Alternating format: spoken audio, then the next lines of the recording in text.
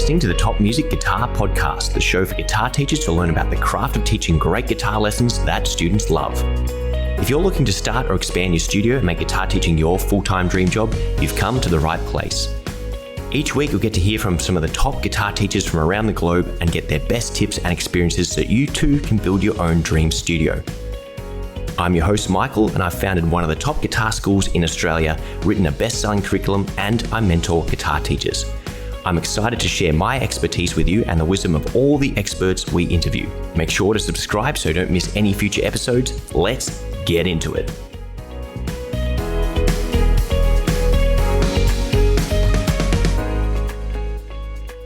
Hello and welcome to another episode of the Top Music Guitar Teaching Podcast. With me today, I've got a good friend and fellow Top Music Guitar member, Nick Dozer from the Southern Ohio Academy of Music. Nick, welcome to the podcast. Thanks, Michael. It's great to be here, and I've really been looking forward to this.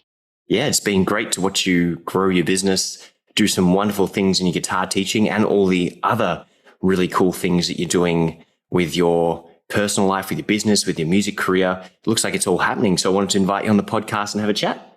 Yeah. I'm glad it looks that way. It's definitely a fun ride.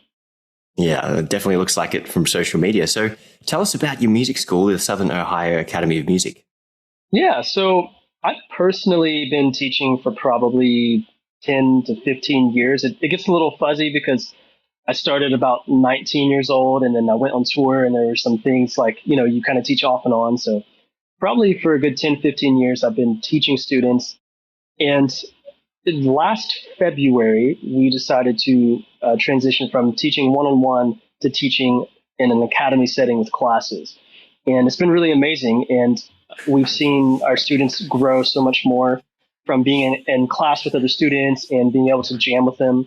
And, I leave on a high from teaching these lessons more than I ever have, because you get to see students actually communicate and build social skills and jam together, which they love. And so, yeah, we basically exist to be a blessing to our students, to serve them, to help them achieve everything they want to achieve with music, whether it's to a professional standard or if they just want to, jam around the campfire with their friends. We really believe in equipping them for that. And it's a super fun thing to do. So we're thankful, and when I say we, I guess I'm speaking for my wife as well, who does some teaching. And, we have a blast. There's so many other things we could be doing, but this is what we want to do. And to earn a living from it is a dream. Yeah, that's awesome. And were you apprehensive about switching to groups at first? What sort of made you make the switch, and how did you navigate that transition? Yeah, great question. So I met someone named Michael Gumley. and Shucks. And I was really right. And so, yeah, you kind of look at when you look at your schedule, and I think at the time I had 40 students teaching one-on-one half-hour lessons, and it's so easy to get burnt out. And we had just had our first kid, and Luke, he's 2.5 now, new parent, not sleeping, teaching all this, still less than full-time hours, but get really burnt out, teaching that one-on-one half-hour thing.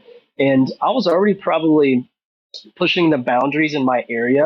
I live in a small town in terms of what we charge and how I approach lessons. But I knew I needed to do something different. And I always kind of scoffed at group lessons, well, how would you, give them enough attention? I don't think anybody around here would do that, and really just wasn't thinking big enough. And so sure enough, I had stumbled upon, as I was just kind of searching for ways to become a better teacher. And I think it was, I used my music staff for a lot of our scheduling and billing.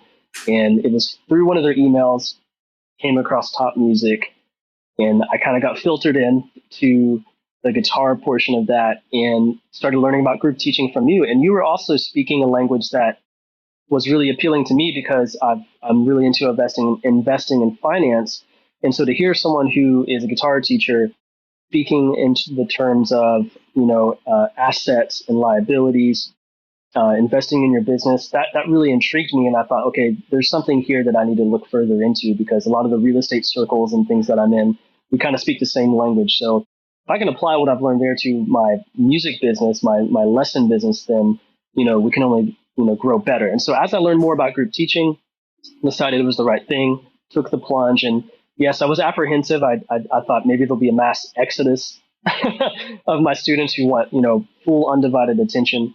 But, through honestly just talking with you and learning, I was able to really explain it in a way that I was confident to this would be better for them, better for me. And sure enough, it has been. I mean, it was definitely a bumpy ride getting used to teaching groups. I mean, it's just a very different skill set than teaching one-on-one, but it's definitely turned out much better. And all my students who were maybe apprehensive before absolutely love it. And they're getting so much better, so much quicker, and their parents even see that. And it's really, really awesome. And I don't think I could ever go back to one-on-one primarily. I'm really sold on the group teaching model.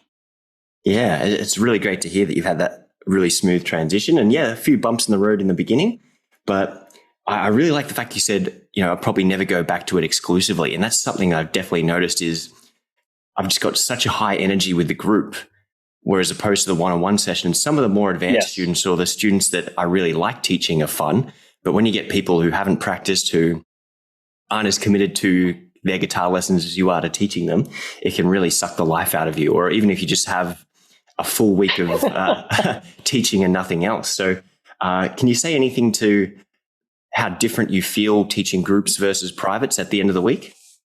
Man, I feel so much better. And I will say that the highs are higher, and I think the lows are a little bit lower in my experience. For example, I do have some times when I come prepared with notes and an outline. And, sometimes I might not be firing on all cylinders, so to speak. And I feel like maybe I bombed the lesson. Maybe they didn't, I think we all overthink it. And I think the lows are a little bit lower there, but the highs far outweigh those. And, for example, tonight, walking away, like you mentioned, in the energy of group teaching. Well, I'm excited to post this video later, but I had my adult class and we were playing Uptown Funk and doing one person's doing the choir bass line. We had 6 students in the class, and so the other one is doing a different like guitar lick, the bum bum bum bum bum bum ba-da. And then you have someone doing the sort of funk comping lick, and so they broke out into groups like one-on-ones, played it together. But then we all came together and did this huge sort of course together, and it was absolutely fun. Like they had a great time, and it's so much more stimulating playing with a group than just a one-on-one, because you actually get the experience of like it's playing with a band. And I did hop on the drums too. And we're in a recording studio, which, is a great environment to do this in. But many of our lessons, we could probably go on for another hour and not really have a regard for time, because we're all just really, really enjoying it. And so that's more often the case. So that is, I guess that's the best way to answer it is, you walk away with a high way more often. And I think the students do too. Yeah. And it sounds like, just listening to you, that you're having fun, they're having fun, and they're getting a real musical experience. It's not just, hey, little Timmy, what did you work on this week? And then you will most likely have a really dismal thing, and they're nervous to play for you because they know they haven't practiced. And yeah, just it's such a better approach to it. And yes, there's still a place for private lessons, and some students are going to need them. Some students will need private lessons sporadically through the journey, but overall, there's nothing you can teach in a private lesson that you can't teach in a group. But there's so much more you get from the group that you can't get from a private lesson at the end of the day. Absolutely. And I should say I do have a couple private students, but they're typically the more intermediate to advanced ones. And, they can really fill in 45 minutes to an hour, focus on specific goals. And so there's definitely a good place for them still.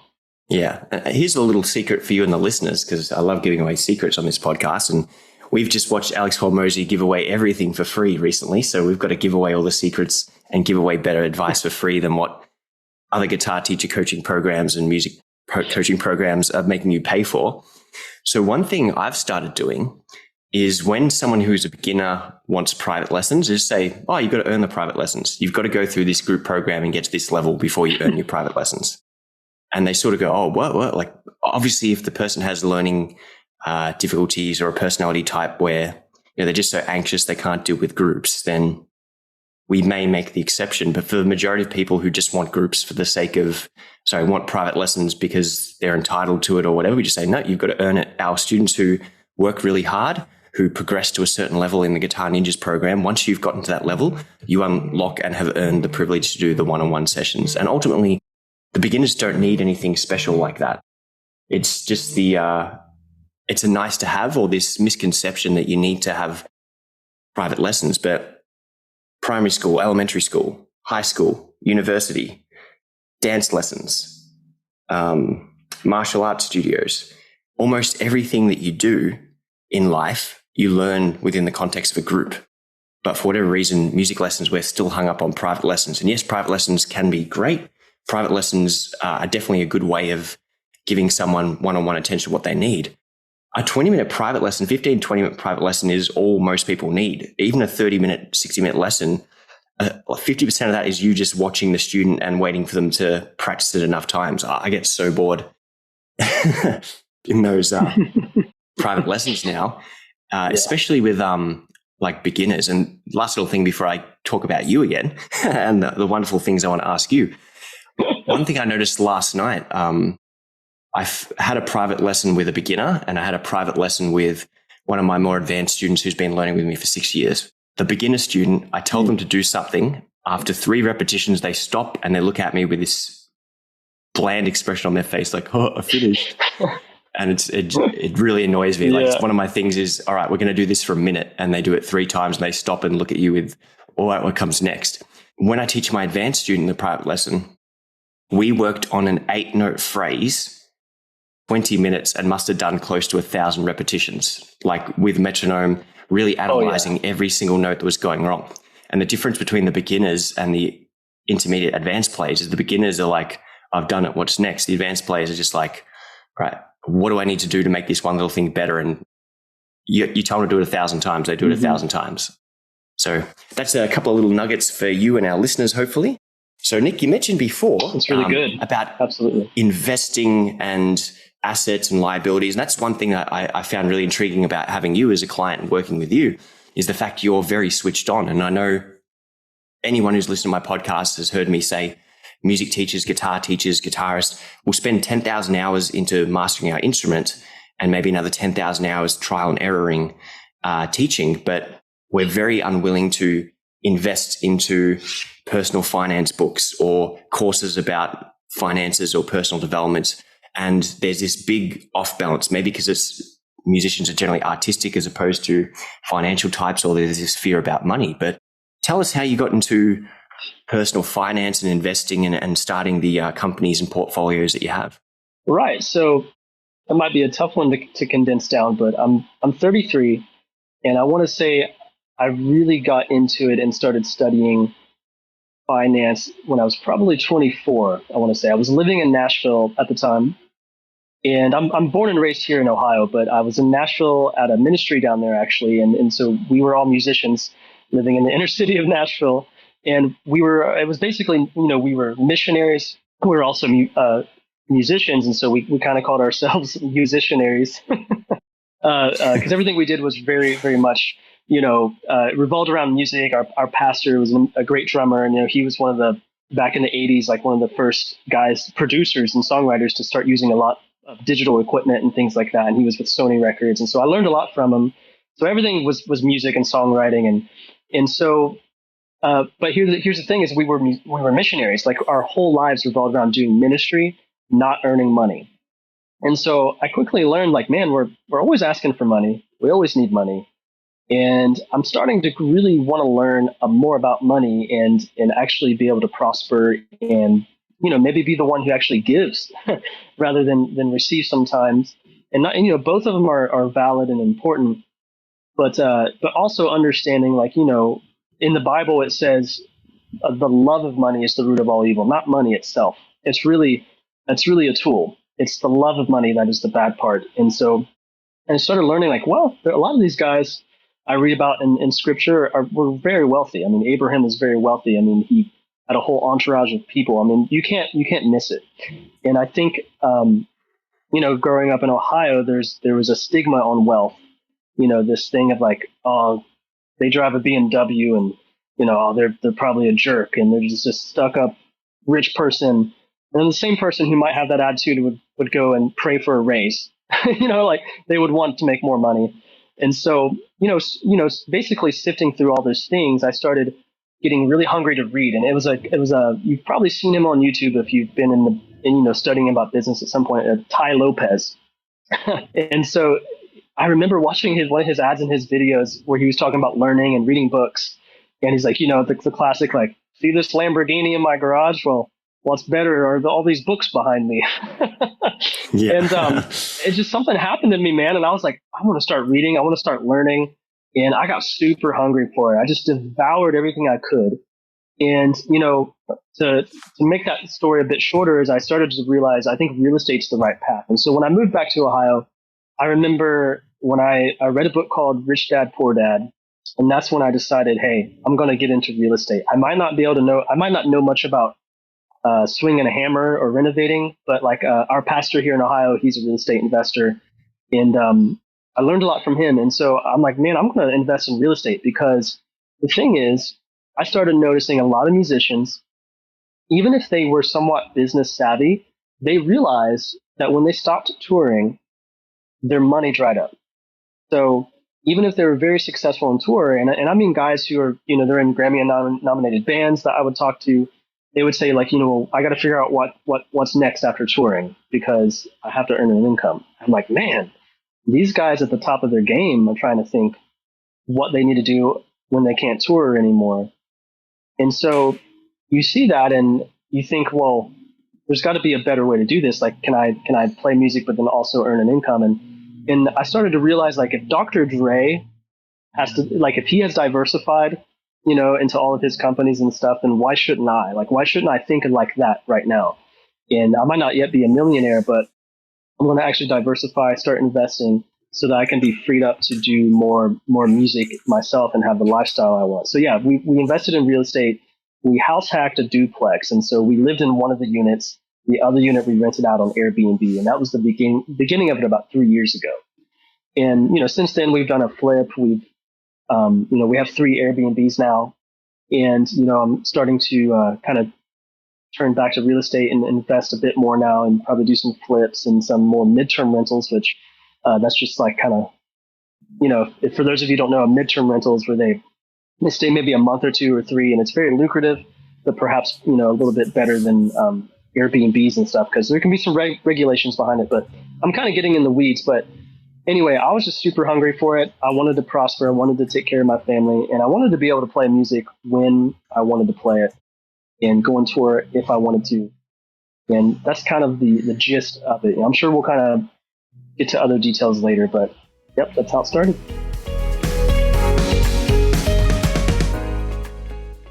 Hey there, guys. It's Michael here with a quick message from Top Music. Are you a passionate guitar teacher looking for tips to make lessons more fun and engaging for your students? Maybe you're struggling to grow your business and need help getting more students to take lessons with you. Maybe you're a guitar player who wants to get out of a day job and make music your full-time gig with some teaching on the side. If you found yourself saying yes, then look no further than a membership with us at Top Music Guitar. Top Music is a place music teachers can come together from all over the world to share ideas, develop both their teaching skills and their business knowledge, and receive advice from industry experts. You'll get access to over 20 courses for guitar teachers and a host of general music teaching resources that will help you have a bigger impact on your students, teach better lessons, and of course, make you more money. For less than the price of what you charge for a private lesson, $49 per month, you'll get access to everything you need to bring your studio to life and become the best teacher you can be. Join now at www.topmusicguitar.com. Now, back to the podcast.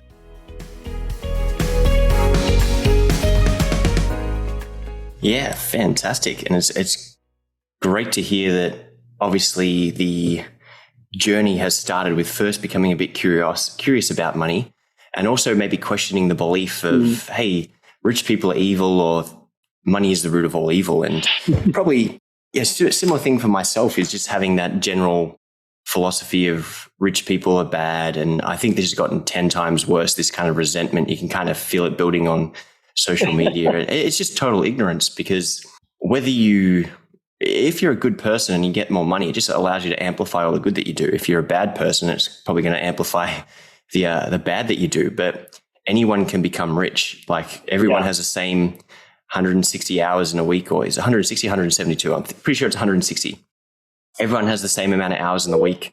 Everyone has almost the same opportunities. It's just, are you going to go and take them? But reading Rich Dad, Poor Dad, as you mentioned, was a big eye opener for me, and definitely something I'd recommend everyone who's listening to this podcast. If you haven't read it, go out and buy it, read it. It's a great book.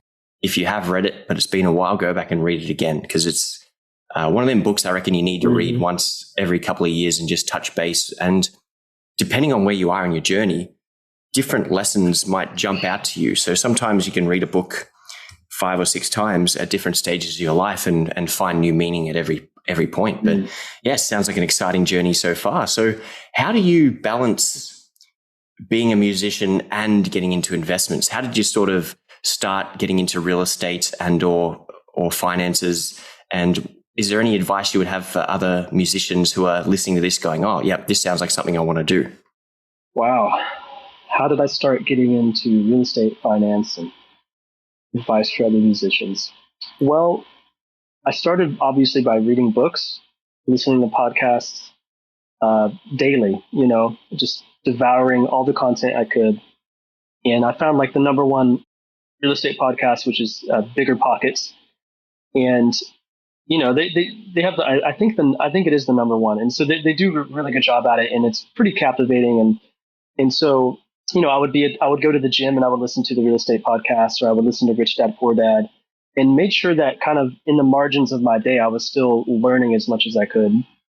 And I can't remember who this quote originated with, but it's I think it's one of the founding fathers of the United States, but he said, if I have 6 hours to chop down a tree, I'm going to spend the first 4 hours sharpening the axe.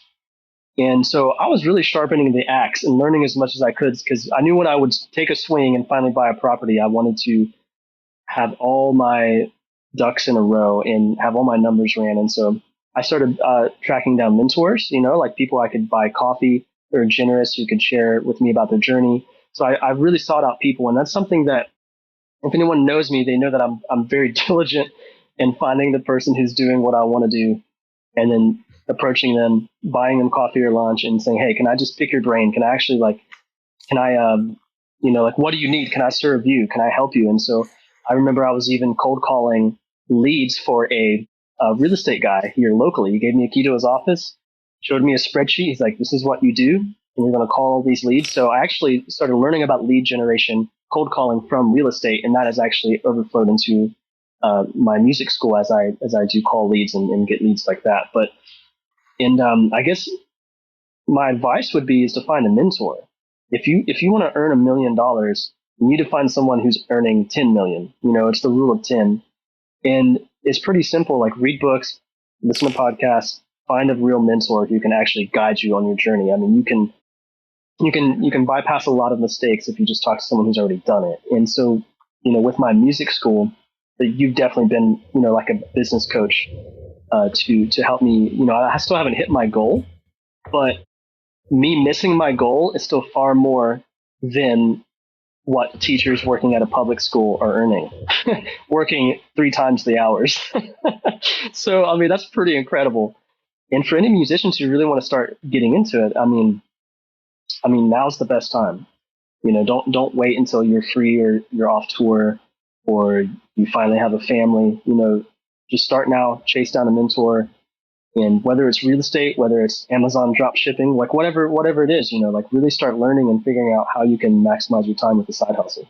Yeah, that's really solid advice. And one of the best things you can say is having a mentor essentially is the shortcut. Find someone who's doing what you want to do or has done what you want to do and gone beyond, and then ask them for help, ask them how they did it. And sometimes you might have to buy them a coffee and have a chat with them. Sometimes you might have to volunteer and do some work for them. But I'm sure you got 10 times more out of working for that guy and doing some of his routine, which he showed you how to do, than a cup of coffee, 10-minute lunch chat with someone. So that's actually amazing. And look where it's led you.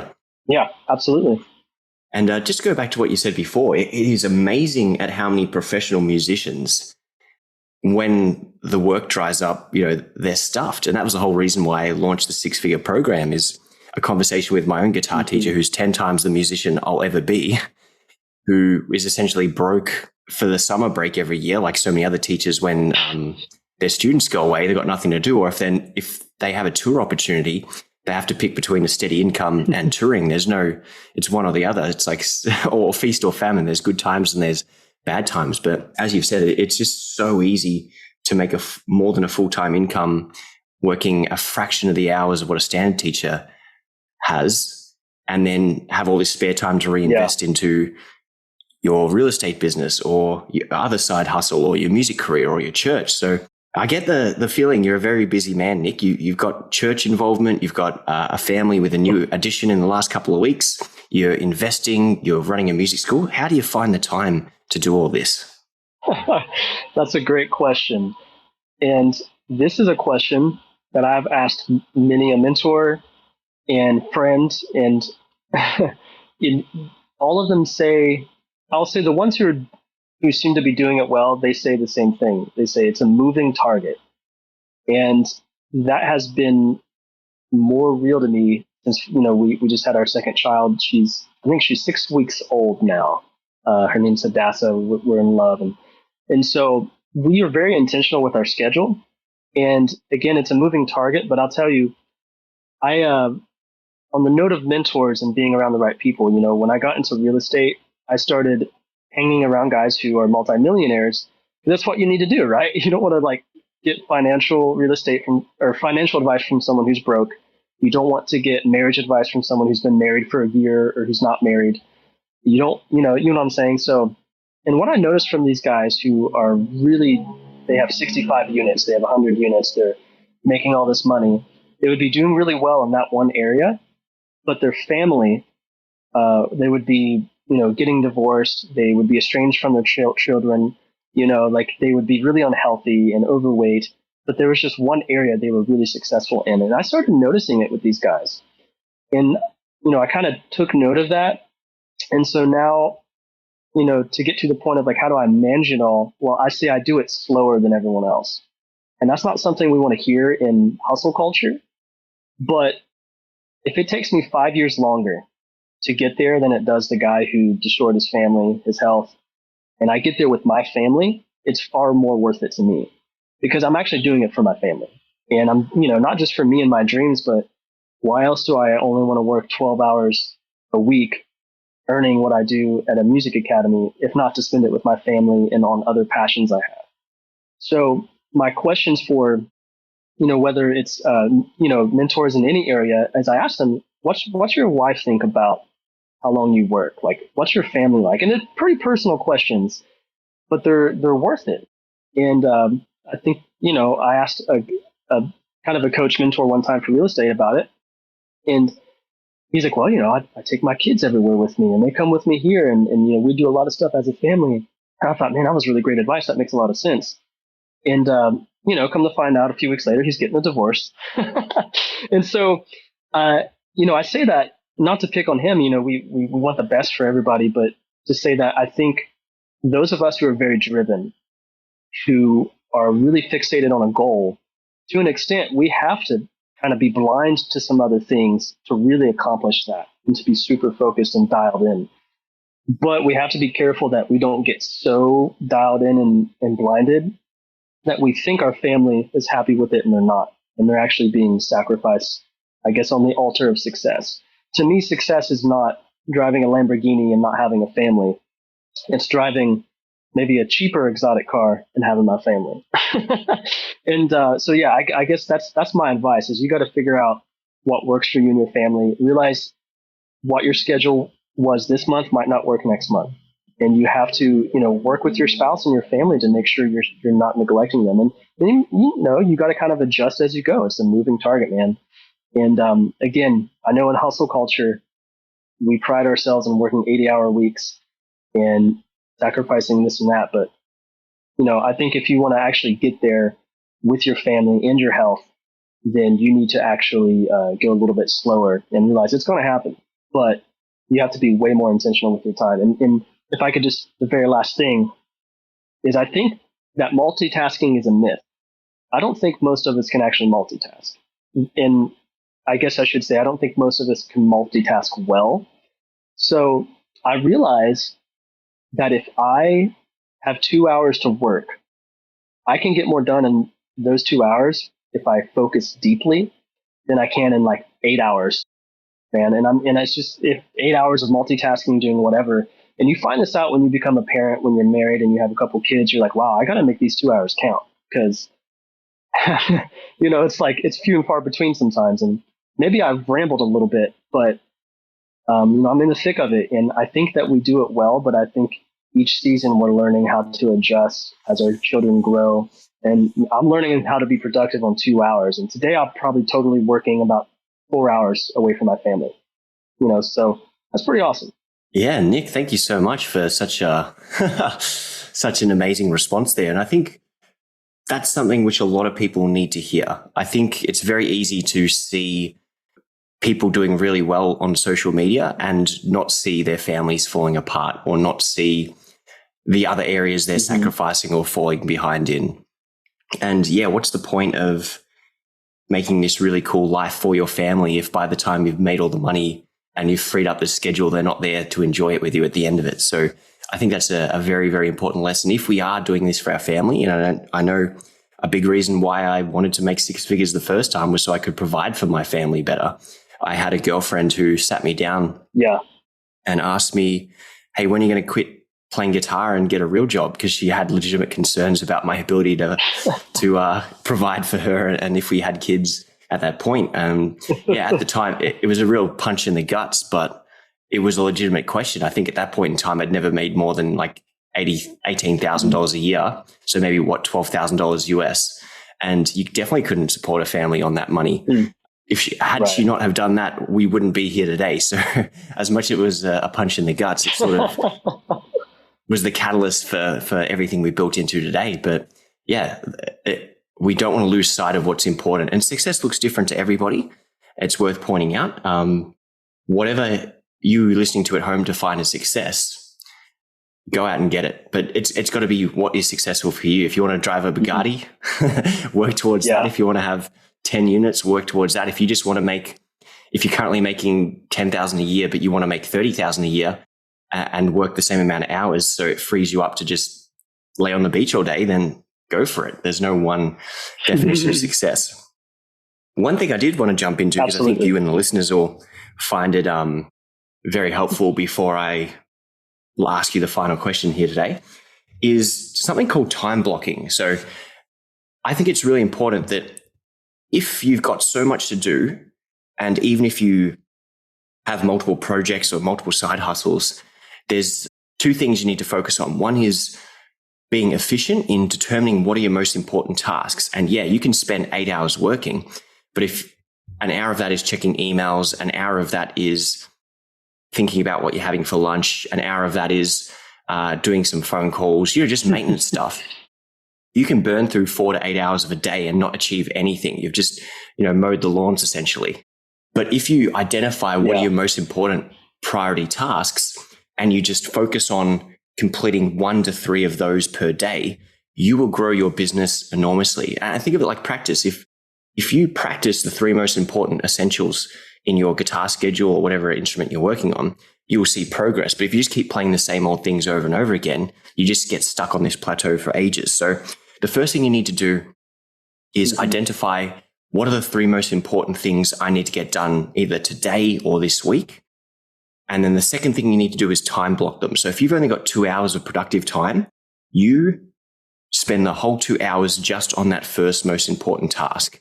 And you just work on that until it's complete. And if you complete it, then you go to the second task. If it takes you 3 days to complete the first task and you don't start the second task until Wednesday, you still got the first task done. But if you try and do 20 minutes on one, 20 minutes on the other, answer a few emails, I've run out of time for the third one, it'll be a month before you get anything productive done. So, and to tie this and bring in for landing, if we take Elon Musk, for example, who's someone who has lots of profitable companies, he does something called that time blocking, where Monday he'll assign to this company, Tuesday he'll assign to this company, Wednesday he'll assign to this company. Or what I would do on a Friday is 2 hours of top music content, 2 hours of Guitar Ninjas content, 2 hours of this. So there's a couple of different ways to do it.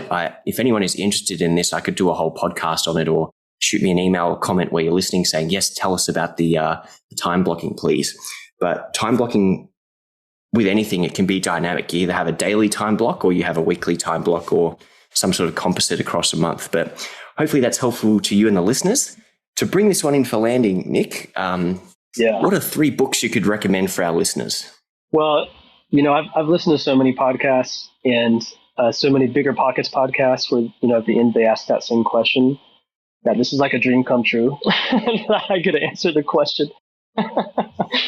So the first one, to me, the Bible. The Bible is the best business book out there. And so many things that we read, whether it's from, a secular author or business person or not, can be found in the Bible. And, to put it in perspective, I read through Proverbs almost, not the whole book of Proverbs, but I read, a chapter or half a chapter of Proverbs almost every day.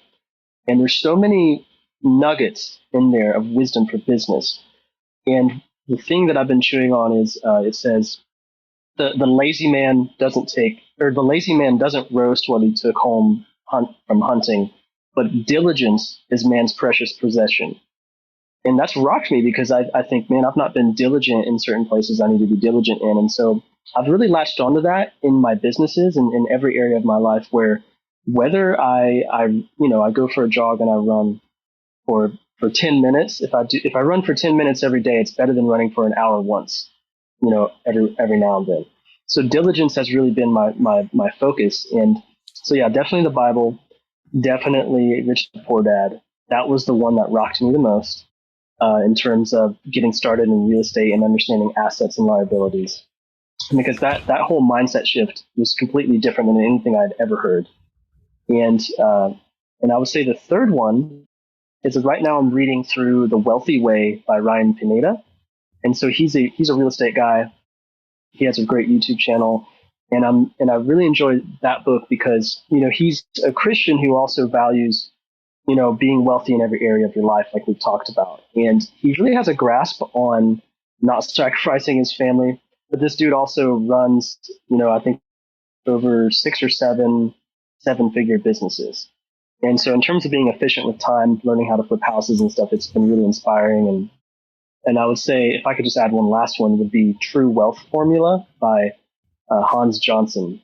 A lot of people may not have heard of him, but I've learned through Hans in his book, and I'm actually in his investment group, about managing your money with ratios. And so we do our best to live off 70% of our income, 20% goes to wealth, 10% goes to giving.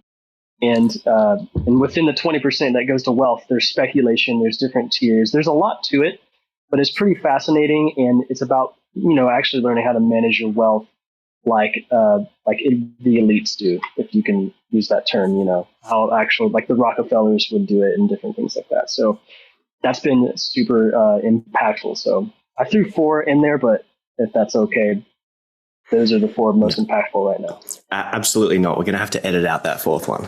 I'm only joking. No, that 4th one might end up being the best one for everyone. So no, Nick, thank you so much for your contributions. And guys, just to bring this up, I always wanted to do this because I'm a big fan of the Bradley Dropping Bombs podcast. And whenever he gets a word, he goes, "Hey Siri, define diligence." She's not going to read it out for me. Diligence, careful and persistent work or effort. There we go. So Nick, thank you for your contributions today. Mm-hmm. I know I've definitely gotten a lot out of this conversation, and I know our listeners will too. So thank you so much on behalf of the Top Music Guitar Teaching community. Guys, if you're listening at home and you like the episode, make sure you like it. Make sure you leave it a review or a rating. And if you teach guitar and you've got some awesome stuff to share with the world, we would love to have you on the podcast. So Nick, thanks once again. And everyone else, we'll see you in the next episode. Bye for now. Thank you. Hey there, guys. Thanks for listening to another episode of the Top Music Guitar Teaching Podcast. If you have any questions about anything we discussed on the podcast, reach out to me at michael@topmusic.co via email. If you want to guest on the show because you're doing some wonderful things in the teaching space, I would love to hear from you. Or if you've got any suggestions for guests or topics we can discuss, as always, you know where to find me.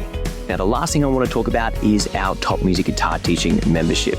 We have over 1,000 members at Top Music, and that is a huge community of people that you can connect with online, share wonderful teaching tips, and of course, network with. We've also got over 20 courses for music teachers, 12 special ones for guitar on every topic imaginable, from group teaching, private teaching, how to find more students, how to build websites, everything you could possibly want to need to know about teaching, building a business, and getting more students is covered. And you get access to all of this for $49, probably less than what you charge for a 1-hour private lesson every single month. So don't miss out on this awesome opportunity. Visit our website, www.topmusicguitar.com, and join us in the membership. Thank you so much, and we'll see you next week.